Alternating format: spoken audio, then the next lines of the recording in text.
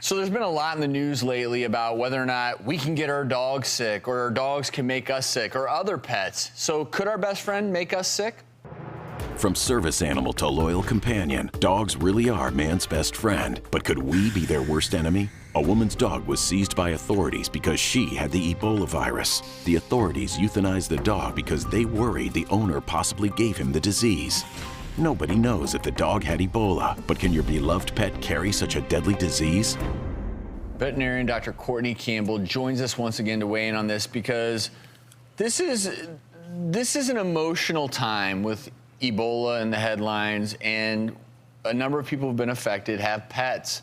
Should we be worried here? There's two parts to this potential topic, and the first part is, can you potentially give your dog a condition or a disease? Now, this is extraordinarily rare, but there are some examples, and let's just give some examples. If you had ringworm, potentially you could give that to your dog or cat. Obviously, most of the cases, it's in reverse. If you had a really bad staph infection like MRSA or an intestinal bug like Campylobacter, so you absolutely could potentially give your pet some diseases, but they would have to be really old or immunocompromised or really young. But what has dominated the news recently is the Ebola virus. And the reason why this is such a controversial topic and sparks such a spirited debate is because there's a dearth of information out there. And in that vacuum, what fills in there? Opinion, speculation, paranoia. So let's talk about what we do know. And what we do know is this. Dogs can make antibodies to the Ebola virus. And what that essentially means is that their body is reacting to it, okay? But what they have never identified is actual virus in their system. They've never actually been able to find Ebola virus in their cells. Like what you see on the news, people actually are shedding virus. So here's what we don't know.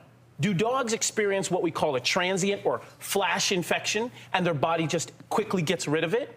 Or do they shed virus for a certain period of time?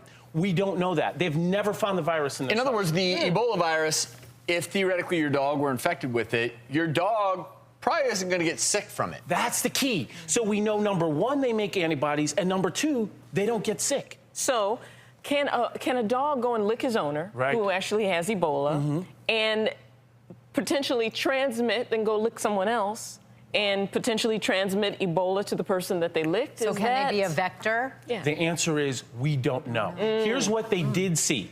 They know that these dogs were living in Ebola-infected communities. And dogs are extremely attached to their owners, and they're integrated in our lives. So these dogs had direct contact with people who had Ebola and their body fluids. And they just made antibodies. They never got sick.